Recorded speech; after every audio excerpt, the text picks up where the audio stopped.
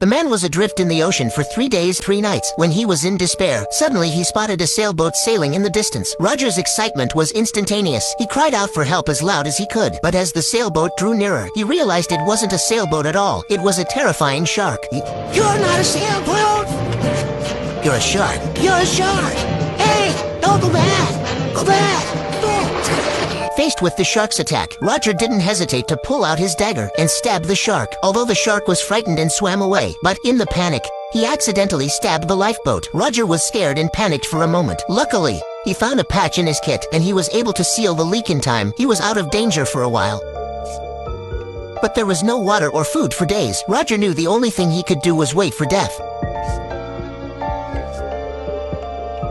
But late that night, there were dark clouds in the sky, and a torrential downpour began to fall. Unconscious, Roger couldn't help but open his mouth and sucked in the rain until he was completely awakened. He realized that God had sent him rain. Roger was ecstatic. He stood up and cheered.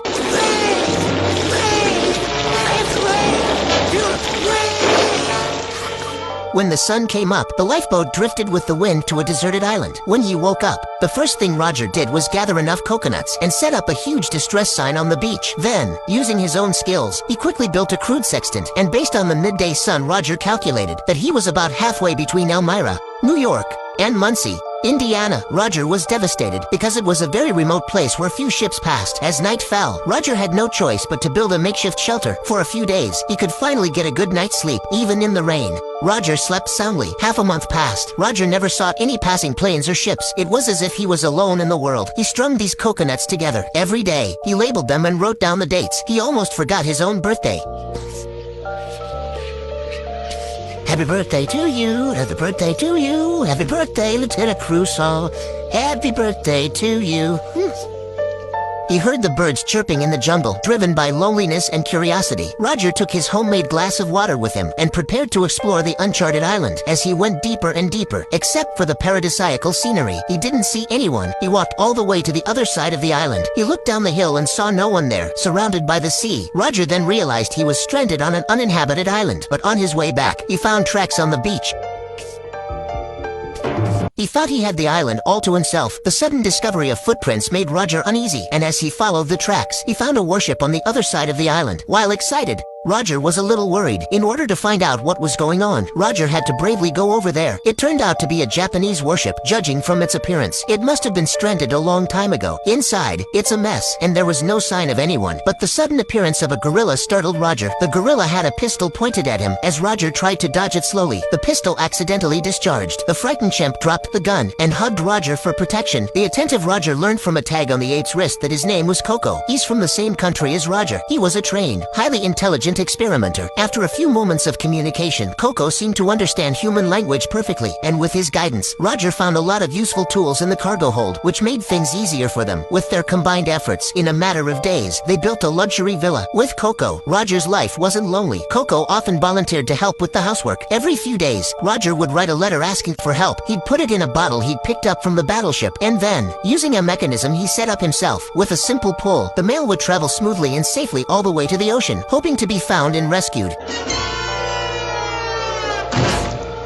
That's how it was. They drank wine every day. They live a free life on this paradisiacal island, and when they had nothing else to do, they played golf. Roger's golfing skills always drew a lot of ribbing from Coco. When they were tired, they used the sprayer Roger had developed and bathed in the natural mineral water. On this day, they found a cave on a deserted island. Roger was curious and ventured inside. As he went deeper and deeper, Roger came to a huge space with what appeared to be a mouth and 2 nostrils and eyes. Yes, it was a stone statue of a deity. Just as Roger poked his head out, suddenly, he saw a woman kneeling down to worship the god.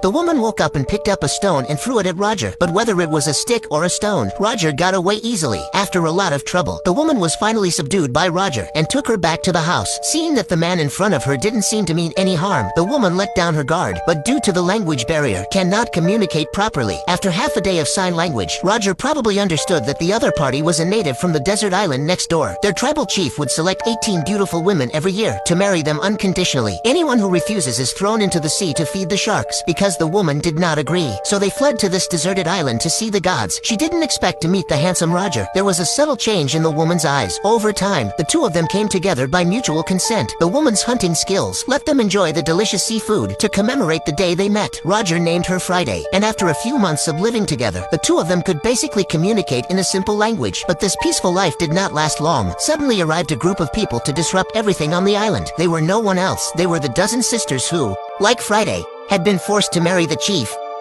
A dozen women have suddenly arrived on a deserted island. This alarmed Roger, the only man on the island, and Friday greeted the sisters and told them that there was a tall, handsome man on the island, and the next thing you know, they couldn't wait to rush over. Roger was so scared. He ran away, but the women wouldn't stop there. They were like hungry tigers on a hunt. They chased after him. Finally, with the women in pursuit, Roger was forced to jump into the water, and the women didn't hesitate to rush in. Finally, under the strong siege of the women, Roger had no choice but to give in. From then on, Roger lived a life on the desert island that was the envy of all men. They all obeyed him. They even called him master of the island. And in order to please Roger, they were always ready with gifts. Some brought him grapes of silver. Some brought garlands of flowers that they had made themselves. Others brought fresh pineapples and bananas. Each one did his best to please Roger. And Friday wasn't even a little jealous. She was proud of the way Roger was treated. With all these women, Roger lived like a king. He didn't even have to walk. Under his leadership, everyone worked together to move all the supplies from the worship to the desert island. This idol became Roger's camp. He used his ingenuity to create weapons to prevent other bad guys from landing on the island. Under Roger's leadership,